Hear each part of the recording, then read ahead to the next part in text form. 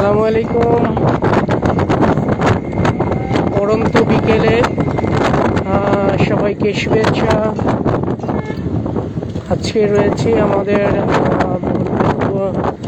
অতিথিত একটি ট্যুর কক্সবাজারের কক্সবাজার বিশ্বের দীর্ঘতম একটি সমুদ্র সৈকত মেরিন ড্রাইভ যে রোড রয়েছে, এই রোড দিয়ে আমরা হিমছড়ি ইনানি বিচ পার হয়ে আমরা সমুদ্র ঘেঁষার রাস্তা দিয়ে আমরা যাচ্ছি আমাদের ভ্রমণকারী টিম নিয়ে।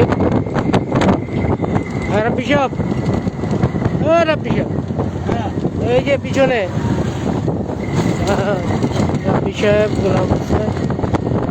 জহির ভাই, কি হতে দাদা কামরুল হাসান সেলিম রয়েছে আমাদের গ্রুপের প্রধান।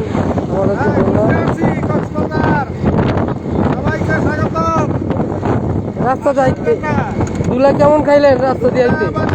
ইনশাল্লাহ সাদা কালাচুর সাদা হয়ে যায় একদিনে। আমরা আসি মাত্র চলে আসি।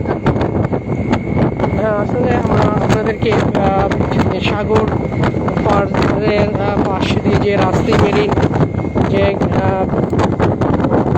রোড, তো ইতিপূর্বেও বেশে আসা হয়েছিল। আরও কয়েকবার আসতে গিয়েও এই রাস্তাটা ভেঙে যাওয়ার কারণে এই রাস্তা দিয়ে আর আমরা সর্বশেষ আসতে পারিনি। তারপরে দীর্ঘ কোভিড-19 পরে তেমনটা আর আসা হয়নি। ইতিপূর্বে আমাদের বেশ কয়েকটি গাড়ি নিয়ে আমরা আসতাম, কিন্তু ওই ট্যুরটা আমাদের বন্ধ হয়ে যাওয়ার কারণে আমরা আসলে খণ্ডিতভাবে আসা আর হয়নি। তো তারপরেও দীর্ঘ শিডিউল বিপর্যয়ের পর একের পর এক সময় নির্ধারণ করা হয়েছিল, কিন্তু ভ্রমণ ব্যস্ততার সামনে এসে দাঁড়ায়, আসা যায় না। এখনও আসার আসতে অনেক চড়াই উতরাই পেরিয়ে অবশেষে আমাদের আসা হয়েছে। আসলে বাংলাদেশটি একটি সুন্দর, শুধু সুন্দর নয়, অনিন্দ সুন্দর একটি দেশ। এই দেশের বিশেষ করে সীমান্তবর্তী অঞ্চলগুলো অত্যন্ত সুন্দর, প্রাকৃতিক সৌন্দর্যে ঘেরা, নৈসর্গিক নয়াবিরাম সৌন্দর্যে ভরপুর আমাদের এই প্রাণের বাংলাদেশটি। একদিকে রয়েছে পাহাড়, আরেকদিকে রয়েছে সমুদ্র, সব মিলিয়ে অসাধারণ আল্লাহ তাআলার সুন্দর এক সৃষ্টি। আমাদের প্রিয় জন্মভূমি, মাতৃভূমি এই বাংলাদেশ, সুজলা সুফলা শস্য শ্যামলা সোনার বাংলা। হাজার বছর ধরে আমি পথ হাঁটিতেছি পৃথিবীর সৌন্দর্য ম্লান করে দিয়েছে। সংস্কার কাজ চলতেছে, এত পরিমাণ ধুলো, যে ধুলোর কারণে রাস্তাটির সৌন্দর্য অনেকটি ম্লান হয়েছে। তো আপাতত যারা কক্সবাজার আসবেন তাদেরকে এই পাটুয়া টেক ইনানি বীচটি এড়িয়ে চলার জন্য বিশেষভাবে অনুরোধ করা থাকবে। তো এত পরিমাণ ধুলা যা মানে সহ্যের সীমানার বাহিরে। আমরা আসলে ধুলা তো ক্যামেরায় আসে না, আসলে বোঝা যেত যে আসলে কত পরিমাণ বাজে একটি রাস্তা এটি। আমরা ইতিমধ্যেই চলে এসেছি পাটুয়া টেক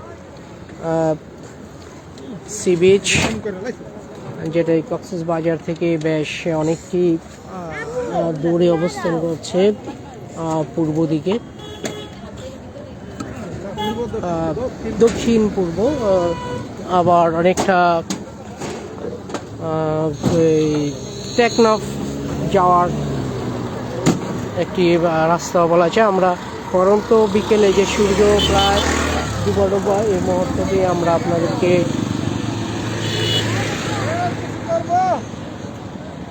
আপনাদেরকে আমরা দেখাবো।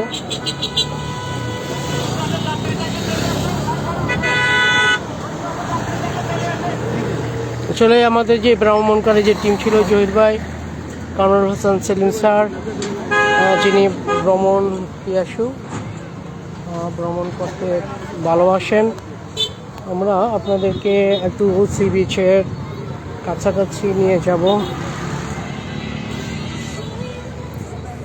Patuartek sea beach Cox's Bazar sea beach থেকে বেশ অনেকটি দূরে। হিমছড়ি, ইনানি, তারপরে এই পাটুয়াটেক সি বিচটি অবস্থিত। আসলে এত পরিমাণ পর্যটক রয়েছে, যেখানে হোটেল, মোটেল, রেস্টুরেন্ট, এগুলোতে উপচে পড়া ভিড়, অনেকটা ভোগান্তিতে পড়তে হয়।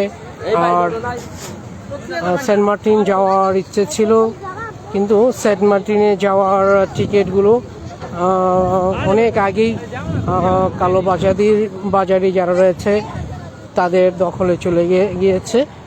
এখন বিপুল অঙ্কের টাকা, তারপরেও পাওয়া যায় না।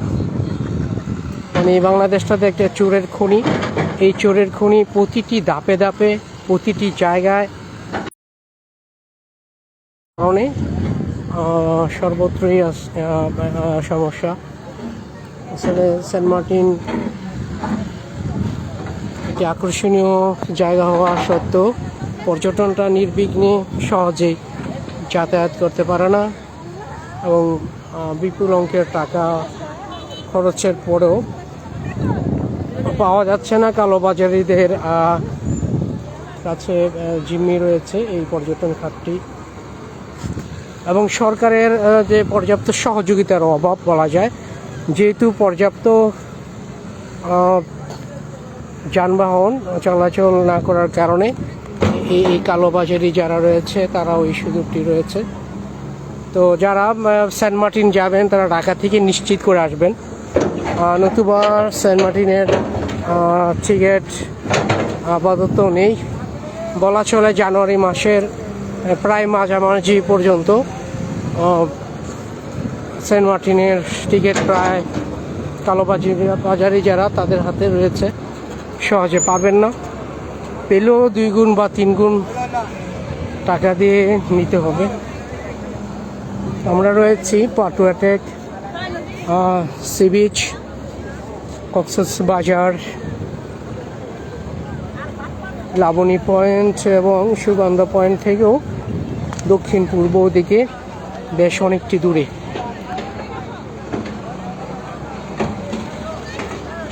প্রচুর পর্যটক। আসলে এখানে কোনো দিন নয়, আসলে শুক্র শনিবার এরকম ছুটি না। এখন প্রতিটা দিনই ব্যস্ততা, প্রতিটি দিনেই উপচে পড়া যারা দর্শনার্থী বা পর্যটক তাদের ভিড়ে ভরপুর থাকে। তো আসলে এই সময়টি এড়িয়ে অন্য সময় আসলো হয়রানিও কম হবে, এবং যাতায়াত নির্বিঘ্নে এবং সুন্দর হবে। এই জন্যে বা সম্ভব হলে এই সময়টি এড়িয়ে অন্য সময় আসলে সুন্দর হয়।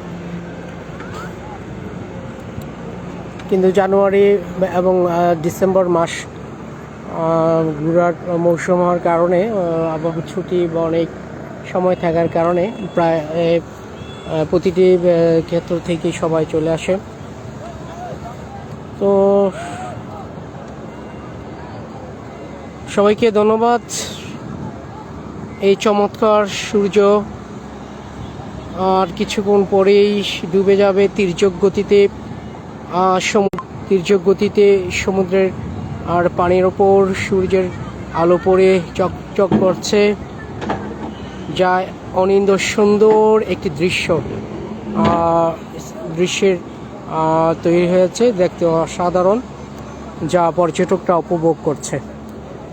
দেশে বিদেশে যে যেখানে আছেন সবার প্রতি শুভকামনা, সুন্দর কাটুক। আর আমাদের এই প্রিয় বাংলাদেশ, প্রিয় মাতৃভূমি শকুনিদের নজর এড়িয়ে সুন্দর ভাবে সুন্দর একটি সমৃদ্ধশালী দেশে পরিণত হোক। আসসালামু আলাইকুম রহমতুল্লাহি ওয়া বারাকাতুহু।